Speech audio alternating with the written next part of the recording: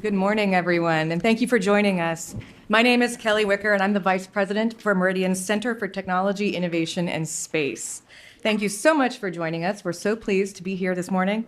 For more than 65 years, Meridian's mission has been to strengthen American diplomacy and leadership around the world. As part of that mission, this center serves as a trusted bridge between governments, technologists, and diplomats, equipping policymakers with clear insights on emerging technologies, empowering technologists to shape diplomacy, and demystifying U.S. policy to promote discussion and collaboration on critical issues like cybersecurity. Today, we're joined by White House National Cyber Director Sean Cairncross and founder and CEO of Quell Strategies, Machalagh Carr, who in just a few moments will dive into the newly released National Cyber Strategy named President Trump's Cyber Strategy for America. We were fortunate to welcome Dr. Cairncross to the Meridian Summit in 2025 last fall for a conversation titled Building Resiliency in U.S. Cybersecurity, where he highlighted the urgent need to strengthen cybersecurity and cyber resilience through deeper public-private collaboration and forward-looking policy. With that context, and with the new strategy signed by President Trump and released to the public, today's conversation is incredibly timely. Before we begin, some quick housekeeping. The program today is on the record. Meridian will capture key insights through photos and a post-event summary to help share highlights from the morning's conversation. And one other note, if you have a diplomatic car waiting for you, please ask your driver to remain in our complimentary parking lot for the duration of the program. We're in a residential area and we want to keep our neighbors happy. So before I introduce the speakers for today's fireside chat, I am excited to pass the mic to Jordana Siegel, Head of Cybersecurity and Data Protection Policy for the Americas at Amazon Web Services, for a few remarks. Thank you so much, Kellee. Good morning, everybody. As Kellee said, I'm Jordana Siegel. I lead cybersecurity and data protection policy at AWS, and I'm really thrilled to be here today representing AWS, Amazon's cloud computing platform. We're grateful to Meridian for hosting this event and conversation on such an important topic, one that I really believe benefits from having such a diverse global group like the one represented here today. We're meeting at a pivotal time in cybersecurity. It is defined by rapid innovation, a consistently evolving threat landscape, discussions about sovereignty, geopolitical uncertainty, and importantly, an opportunity and an imperative for deeper collaboration. We're seeing nation-state actors increase their sophistication, criminals move with greater speed, and AI reshape both attack and defense capabilities. Given events over the last few years, we know we must increase our focus on supply chain security and recognize the expansion and security of IoT devices and edge computing. In this complex environment, cloud providers like AWS leverage our scale to play a key role in helping to defend the digital ecosystem. AWS is developing and deploying tools that conduct automated active defense and threat disruption, helping to protect our diverse customers around the world, including government agencies, companies, and civil society. We're focused on building trusted technology and capabilities that make our collective infrastructure more secure and resilient. Within this context, we're very pleased to see the administration's National Cyber Strategy come out earlier this month, advancing the Trump administration's work on cybersecurity. Each of the pillars in the strategy, which I expect Director Cairncross will go into more detail during the fireside chat in a little while, is critically focused on key elements that will guide our national efforts. I look forward to further hearing the perspectives today on how the U.S. and government and industry can collaborate with civil society and global governments as well to advance cybersecurity together. Thank you so much.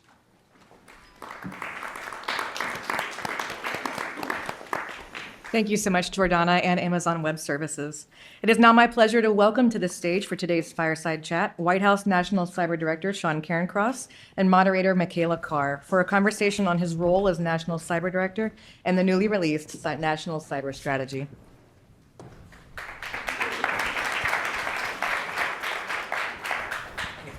Good morning, Sean. It's Good great morning. to see you. Good to see you. Thank you so much to Meridian for having and hosting us here. What a beautiful group. What a beautiful morning. I'm ready for spring, although the weather seems to be taking its sweet time. Thank you. I don't control that. Of all the things you do control, let's get on Anything that you one do. next. Isn't there a cyber connection? Yeah. You have had quite a career here in DC, and you went from leading Millennium Challenge Corporation, incredibly important work, to now running National Cyber for the White House. What led you to want to take on this challenge at this time? Yeah, well, first, Machalagh, thank you. Thank you, Jordana and Amazon for your partnership and the work we've done together. And thank you to Meridian. You know, this is my first contact with Meridian, as you say. When I was at the Millennium Challenge Corporation, this served as a vital convening space for us. And I see from the list, although I may not have worked directly with some of you in the audience, former partner countries and of MCCs that we have great partnerships with. It's a pleasure to be back and see folks again. So thank you to Meridian. So anyway, to answer your question, the reason this job appealed to me was, I think this is a space that was technically speaking, in very good shape. America has tremendous operators and innovators. We have our interagency colleagues are tremendous. The private sector is tremendous. But I think what was lacking was a cohesive strategy and a direction from the top of what are we trying to achieve in this space? What's the win? So as there was a delta between the operating set and the policymaking set in understanding what we were trying to do here, and maybe the vital importance that this domain plays in everyone's daily lives. And so trying to take that and knit those things together is what appealed to me, and to move it in a direction that the administration wanted to move it in, and to help play a role in getting that there is really what I found fascinating. I think it's so important on the national security space. I think it's important on the international partnership and alliance space.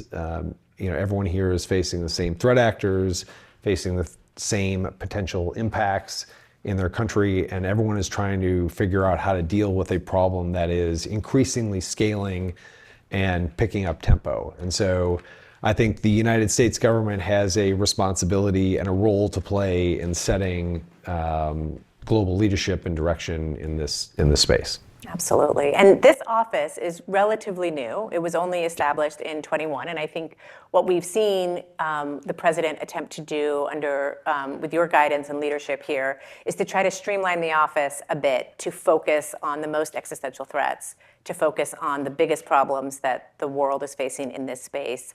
We're going to dive into the newly released National Cyber Strategy next. But what should we expect to see from your office in the next 2 years as the strategy is implemented? What should we be watching for? Yeah, well, I think that's a great point on the front end, which is this office is new, and it was created out of a desire for what I was talking about, which is to take this policy space and coordinate it across the whole of government, to use the White House as a convening authority to bring the private sector in and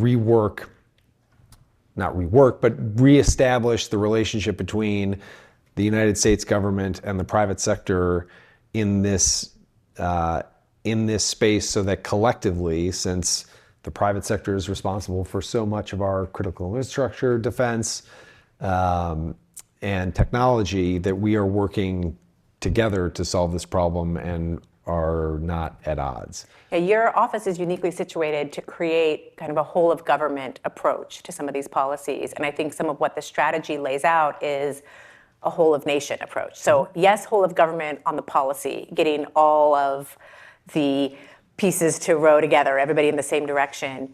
Talk to us a little bit about the whole of nation approach, about really understanding it, and you just led into it, how much the private sector is so important and so integral to the way that our country operates and functions. and how we expect. Are you already seeing better coordination? Are you optimistic that those partnerships are going to pay off? Yeah, both. I think we are seeing better coordination, and I'm also I'm an optimist by nature, but I'm also optimistic about the role or the development of this moving forward. Look, I think you can take this from the very sort of top of from the USG side of things. In cyber, in the most sort of elaborate military campaign, plays a increasingly vital role all the way down to the end user individual in a random city or town in the United States. This domain impacts that entire chain. And so the whole of nation piece that you were talking about, we are talking about the defense and protection of water systems, hospital systems, school systems, medical equipment and devices, things that impact the most vulnerable Americans, all the way up to protecting the most vital national security secrets and communications systems that the USG deals with. So that knitting that together takes, and throughout all of that stack is private sector and individuals, and so this needs to be a holistic approach. Turning to specifically the National Cyber Strategy, congratulations on getting that out the door. I think anybody who has worked either in government or government adjacent understands what an incredible task that is. A, the creating of the policy and the drafting, and then B, the getting the policy out into the world is well, look, I appreciate it, but that has a little to do with me and a lot to do with the President of the United States. And like any organization that I've ever been a part of, it's the organization reflects the leadership at the top. Absolutely. And the President is very action-oriented. He expects results. And so if we are moving in this direction, we want to signal what we're doing. We want to do that very clearly and in a way that is understandable. That's why we didn't put out a 300-page document getting into the weeds of what we're going to do. We are signaling this is a direction we're moving. This is the strategy that we are in support of. And as policy vehicles start to roll out under that, that's what they will reflect. And I think it's no accident that the President signed the cybercrime EO in the same signing as the strategy, which opens up space, and we can talk about this more, but for us to, as the USG, in collaboration with the private sector, to take a much more proactive, strategic approach to dealing with cyber criminals. Yeah, obviously the timing was intentional. I think it really helps to shift the focus and signal to America's adversaries, to the West's adversaries, this is not to be tolerated. And there is going to be an entire shift to change what the consequences are.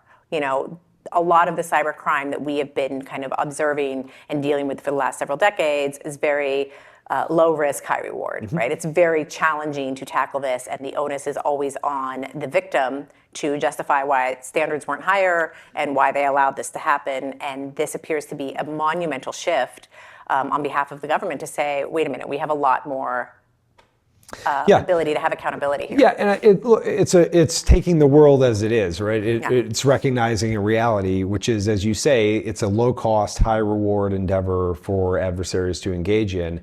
That is not going to change. This is an environment and a space where we will always, so long as we are conducting business on interconnected networks, we will be facing this, and we are exposed to risk and attack. I don't expect that to stop. What I do think it is incumbent on policymakers and the United States government to do is to shift the risk calculus of those engaged in that behavior to say, taking these steps, we're pushing more into the pot than maybe we had considered before.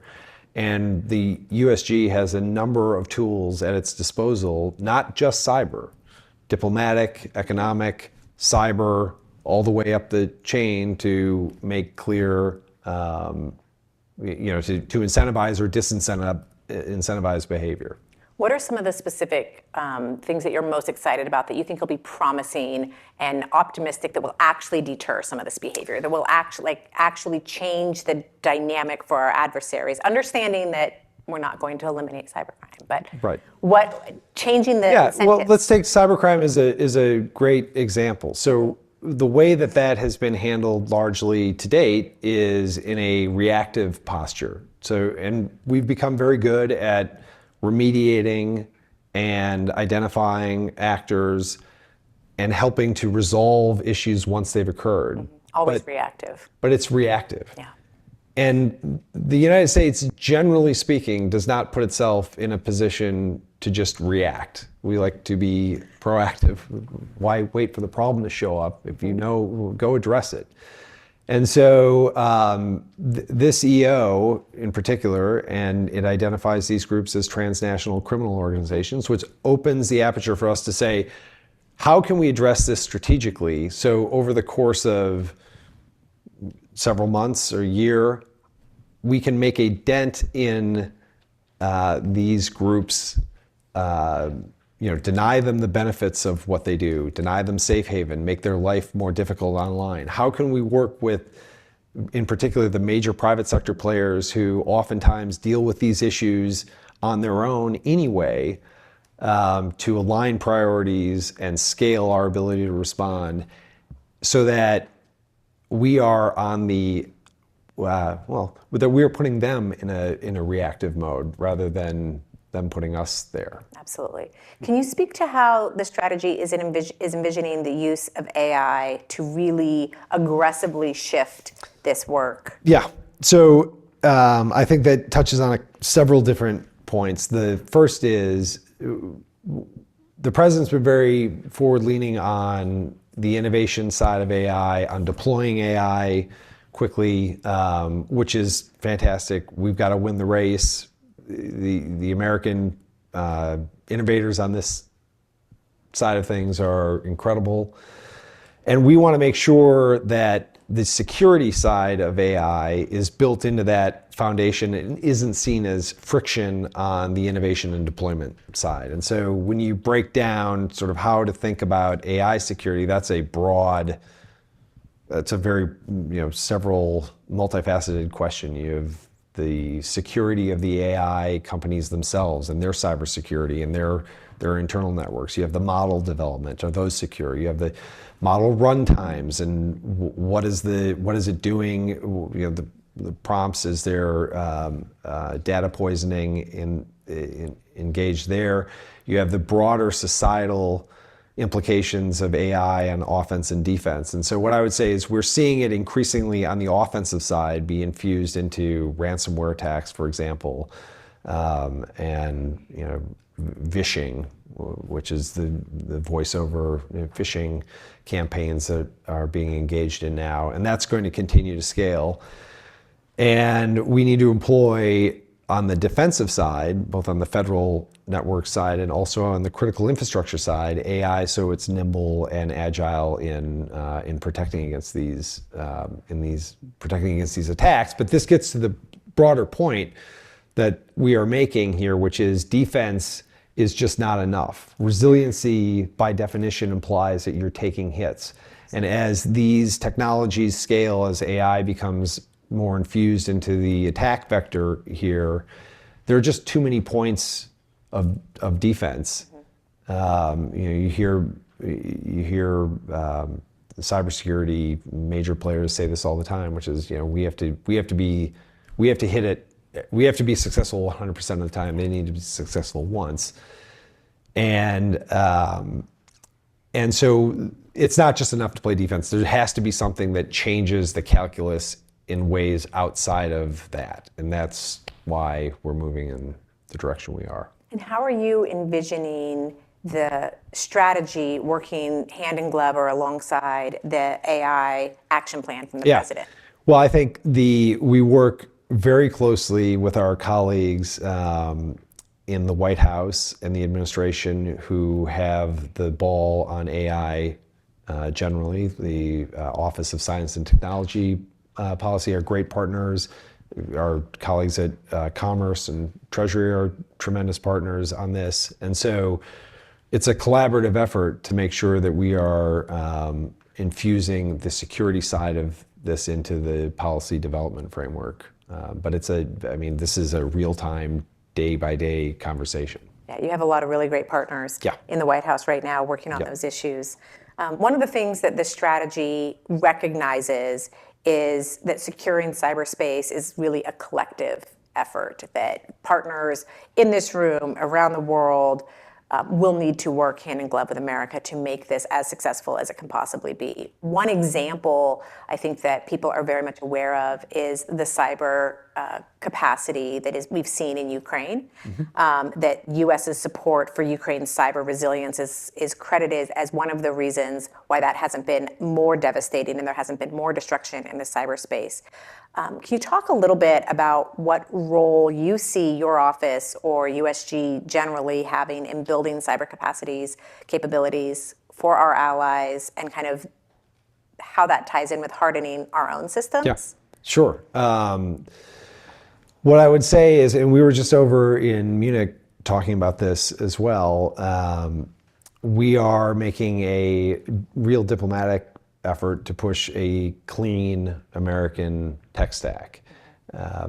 And you can think of that as a clean American plus allied tech stack or clean American tech stack. But what we are saying is the world as it exists today, there is a dependency, a necessary dependency based on who builds and maintains that technology, either a primarily US tech stack or a Chinese tech stack. And we are making an effort to fight the exportation of the surveillance state. And that's why we are promoting a clean US tech stack. We have this conversation all the time, and I hear frequently about digital sovereignty. I hear questions, well, is our data safe with US companies, et cetera, et cetera. And I'm sorry, I don't believe that's a credible argument. I really don't. The alternative is a known actor. That data is going right to the state. It's going right to the intelligence services. That is happening. We know that. It's not happening with US companies. That's not how this works. And in the U.S., if there were a leak or if there were a problem, we have laws and rights in places to validate and correct that. Yes, of which the entire private sector is extremely aware, extremely highly well-versed, sensitive to, and very well versed. Correct. And so this isn't. I don't think it's a credible comparison. And oftentimes when I hear that, what I really hear is we want to buy the cheap Chinese tech stack. And I would say, I understand the resource issue, but that has a huge back-end cost. And I think oftentimes that the accountability for that cost isn't immediate, and so people sidestep it, but it's there and it will manifest. And so we're making an effort to try to make that clear and, like I say, promote and push the clean, safe US stack.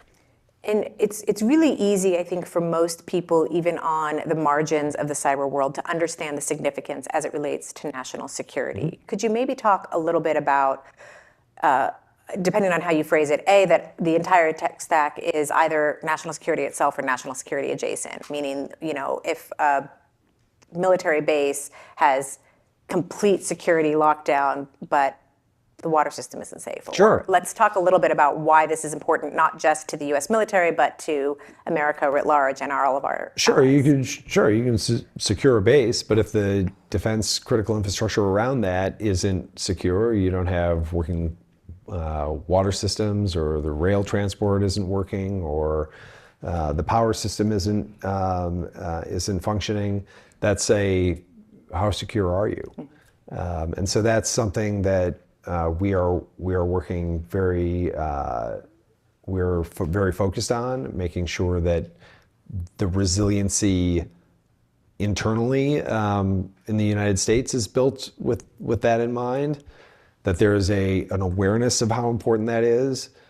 I think to your point on national security, there's also the information and communications aspect of this, and oftentimes our potential international partners are looking for more engagement and partnership.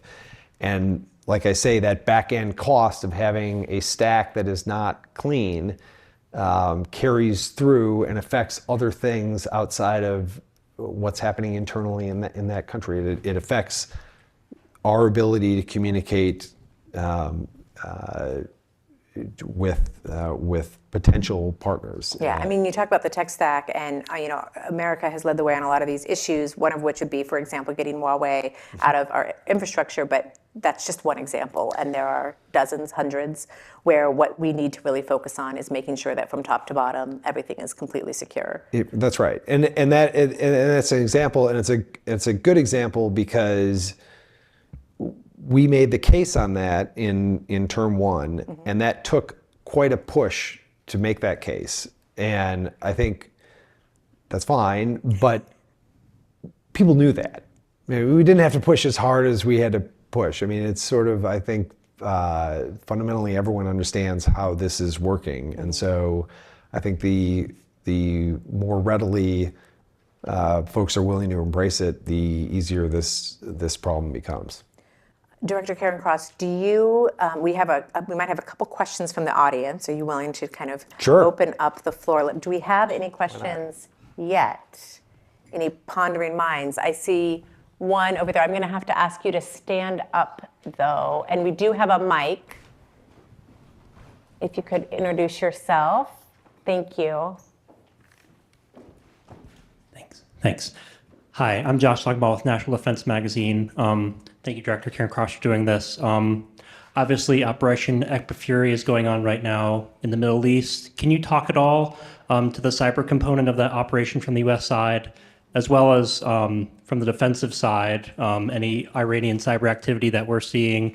Is there any concern that they could target U.S. critical infrastructure at this time? Yeah. Thank you. Well, no, thank you. Well, what I would say is we have, as I said at the outset, we have the best operators in this field on planet Earth, and they are absolutely a critical component to this. Chairman Kane has been very clear about cyber operations, not only in Iran, but in other operations, and I think that really speaks to not only the talent and capacity that we have in the United States to do this, but the growing awareness that this is a vital component of these operations. I'd say on the defensive side, we're always concerned about, it's not new news that the Iranians are bad actors in this space. They have been for a very long time, and we've been playing defense on this, not only against the Iranians, but the Russians, the Chinese, and the North Koreans are the top four here. So yeah, that continues, and we've got great partnerships in industry doing this across the critical infrastructure sectors, and great communication. And so I expect that will continue. And the other thing I'd say is, we do have tremendous international partners on this. The Five Eye nations that we work with are critical to this effort, and really underpin so much of the global defense in this space, and that's like I say, that continues. Yeah. I see one over here. Hi, Alicia Romano from Meta. Thank you. This was a really helpful overview, both of the office and the strategy. One of the primary focuses of the strategy is critical infrastructure and defending critical infrastructure. So I'm wondering if you can go one click deeper and kind of talk about what you have in mind in terms of defending critical infrastructure. We also saw for the first time the mention of data centers as critical infrastructure. So curious in particular what you guys are thinking there. Yeah. Thanks. Well, the first thing I'd say is critical infrastructure sectors. There are some sectors that are far more mature than others. Particularly some of the livelihood, civilian livelihood sectors, hospitals, water, need work in this space. That's not necessarily for lack of attention. They're very dispersed. Authorities, regulatory authorities are fractured in some senses. Capacity isn't high in a lot of these operating systems, and there's resource constraint. And so what we are on our way to doing is launching pilot programs. And the reason behind this is I don't really believe in a 50-state solution. I mean, we could roll one out and it looks nice on paper, but it really doesn't, I think, get the ball moving. I want to go to specific states in specific locales, work with real operators, find technology that works, that we can scale, that we can work on reducing the costs with, that is workable and gets over the capacity hurdle. And as we find successes doing that, scale off of that, so that once these programs get rolling, I'm not the one making the case for it, but it's the state delegation or the operators themselves who are going around to their nationwide conferences talking about this. It's the private sector components and the technology that we deploy with infusing AI into this space, I think is important, will be vital, and looking to model off of actual concrete examples. It's interesting, Director Cairncross, it's such a great example, because when we look at the way that you've rolled out this strategy and how it's not a 400-page document that no one's going to read, it's an action plan, it's a call to action. The solution that might be right for a rural hospital might not be the same solution that's going to be right for a data center. So sometimes it's going to be, or it just won't be. Yeah, it won't be. And so, having the willingness as a government agency to understand the need for flexibility, the need for resiliency in the planning itself, let alone in the defense, is so important. Yeah, I mean, that's part of the problem, I think, that this space has had for a long time, which is that acknowledgement that this is a highly dynamic environment, that when you put the government involved in this, government isn't built necessarily to move at relevant you're not suggesting operational speed in deploying new technology. And so we are working we are really working hard to change that. Yeah, we saw this a little bit in President Trump's first term, and I think doubling down in the second term, which is kind of an acknowledgement that the government is good at some things. The American government is good at many things, but building and creating and developing and founding should be left to our builders and developers and founders. And for you guys to have that kind of vision in the strategy, I think it comes through, and I think it makes it something that people are going to be willing to pick up and work with. It's dependent on a partnership with private industry and the private sector. And so that's what we are. To be clear, the private sector has a critical role to play. It's not. They have defense that they have resources they have to devote to the cybersecurity side of this, absolutely. But the USG has a job to do in protecting against foreign adversaries and transnational criminal organizations. That's not the design of the private sector. That's not where the private sector should be directed. So you have 50 different companies taking on a nation state actor. That doesn't make any sense. So we have to figure out a way to see each other as real partners in this thing for the betterment of the country. Absolutely. Do we have any other out there? Right over here. Hello, Dylan Yachishin. I work for AI defense company Rhombus Power. Thank you for your time. My question is, with a more proactive posture, does that mean adversaries' critical infrastructure isn't as off limits as it once was? Yeah, well, two things on this. the first thing is when I say impose costs, like I say, some of that is offensive cyber on cyber. But there is a whole of government approach, and there are many different tools to do that. The USG has not, civilian infrastructure is not something that we look to target as a baseline thing. I mean, that's something that we are working on protecting our people against. Come back here. Hi there, I'm Nick Ashworth. Sir, I'd like to go back to one of your earlier comments that you said of building a domestic U.S. tech stack. Currently, right now in the open source community, agentic attacks have kind of dramatically changed the space. You have had maintainers being harassed by models on demand, as would happen with matplotlib. You've had sophisticated attacks targeting GitHub infrastructure for validating codes and pull requests. Is your office, or are you planning to do anything to help and support those maintainers in the open source community who build public libraries that have been kind of essential to the U.S. tech evolution? Yeah. So, like I say, what we are focused on doing is building a framework that addresses artificial intelligence security on the technical side of things and supply chain side to ensure that moving forward, it is not a barrier to deployment and innovation. That's something that these policies are in development right now. They are, as I was saying, daily conversations, and as we roll them out,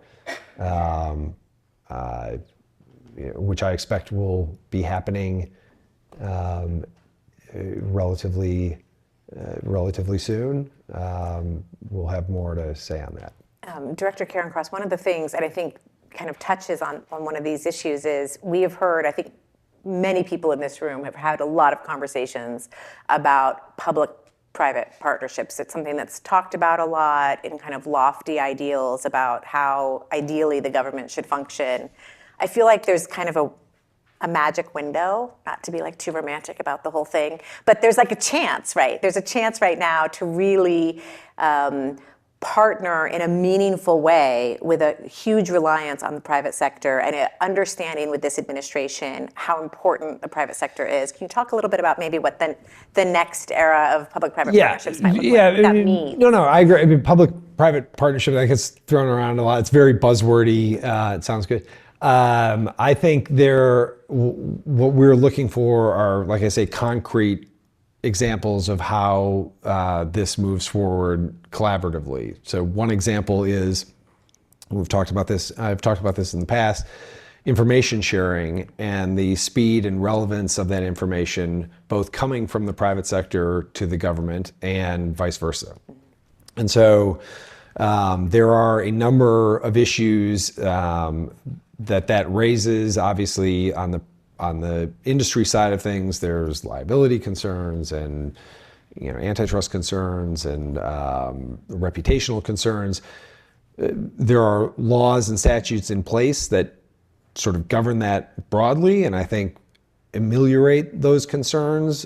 On the reputational side, I think people increasingly, as tempo picks up in this space, it will be good to have a better working relationship and a greater willingness to share with the government. And there needs to be an incentive to do that, and sort of a reposturing and an understanding of why that's important. What that engagement by the FBI or by whichever agency it is that that the incident requires engagement with, why that's helpful, what we learn from that, what is helpful to industry in that, and I think that is a conversation that will be extremely helpful in the space going Yeah, ahead. when we look at maybe what President Trump's first term, and I think having the opportunity at a second term, taking some of what was learned in the first term. So we saw at the beginning of the second Trump administration, a flurry of executive orders on getting the government to work with the commercial sector, getting the government to have commercial preference. And I feel like this is one of those areas where it's so vital that you get to work with your partners at GSA and work with the partners in the White House who are redoing FAR and redoing the FASA work to make sure that the people with the technology to solve these problems are able to come in and help, and we kind of get rid of some of the information silos. Right, and that is the reason why this role was created and put in a White House position. Is in the past, no one has been able to sit down with GSA or OMB and speak for this domain and try to marshal effort to impact this space. That's right. And we've got great partners in, like I say, across the entire White House complex, in OMB, GSA, DOW is working on acquisition matters. We've got great partners there. This has been a terrific interagency effort. And look, I think that there's been in the last, I started working on national security issues about a decade ago at the White House. And at the time, there was a little bit of hesitancy about this direction. In the span of time since, I think there's been a broad recognition in government and in industry, this is a direction that needs to shift. But there just hasn't been an overarching signal to do it. So we're happy to have played a role in pushing that forward. Over here.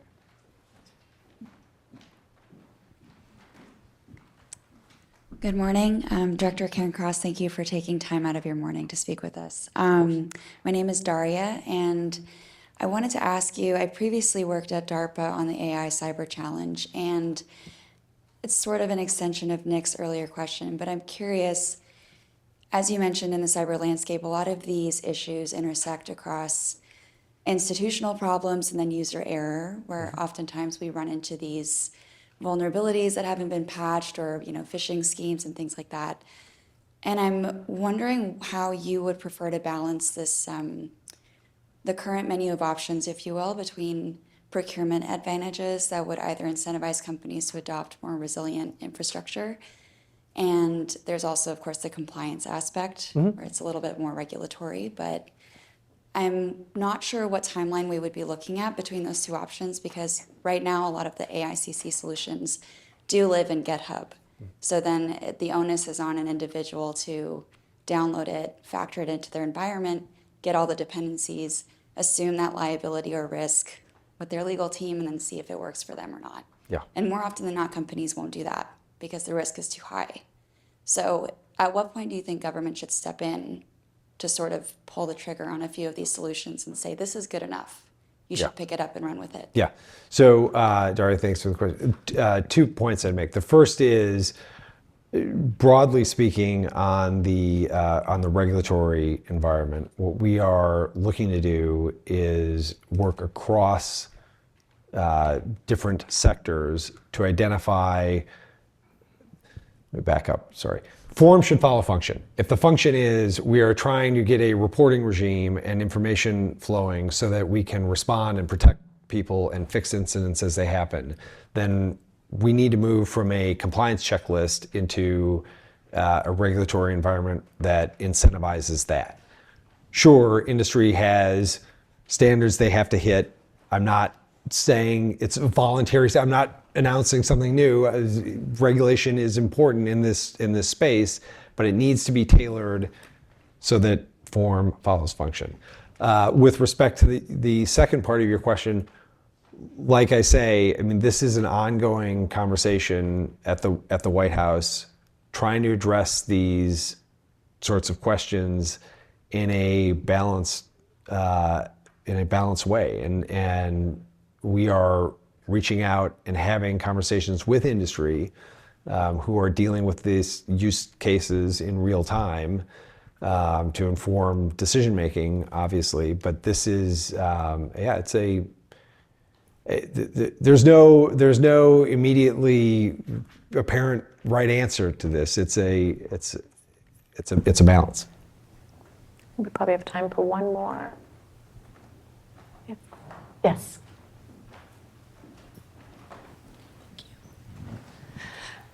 Good morning, Jennifer Holder from Boeing. I have a question about CMMC. So since we are talking about the regulatory environment, one of our we have two really big concerns that come up. One is our smaller suppliers, right? So in the defense industrial base, the Boeings of the world don't necessarily have an issue with CMMC and implementing it, but our smaller suppliers are definitely, I think they're looking for a compromise, or they're looking for something that's a little bit easier, to your point earlier. The other thing that we get asked about a lot is CUI.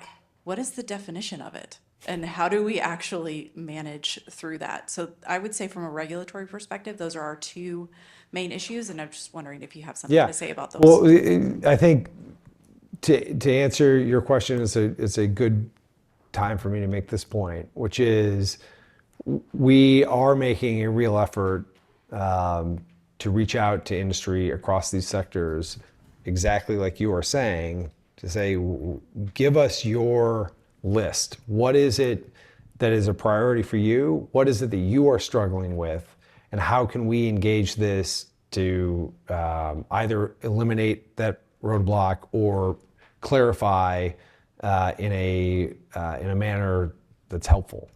So what I would encourage Boeing to do, and I know there's been contact, but or anyone else in this audience who is facing a regulatory environment that is maybe less than ideal, we want to work with your company, with your industry, to figure out how we can engage this and help streamline it so that form follows function here. So I would encourage your team to engage directly with ours. We are built to be hyper responsive. That's the direction from the top, and that is exactly what the sort of thing we're looking to address. Yeah.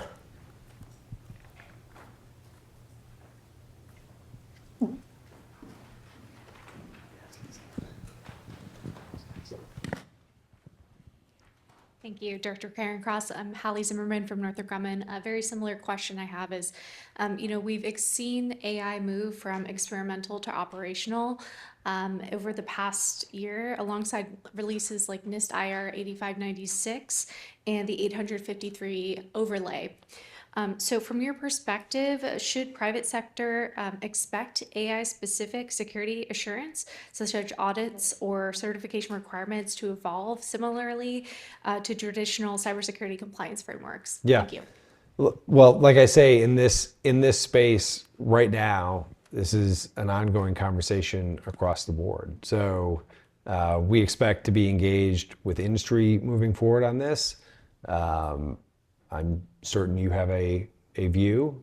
I'd be curious to discuss it further, but it's something we're grappling with in real time.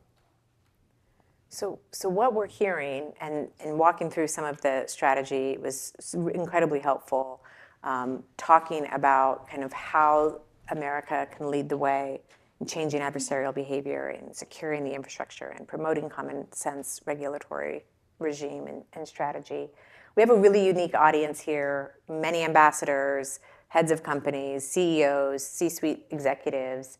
When we're talking about looking forward to the next era, do you have a call to action? How can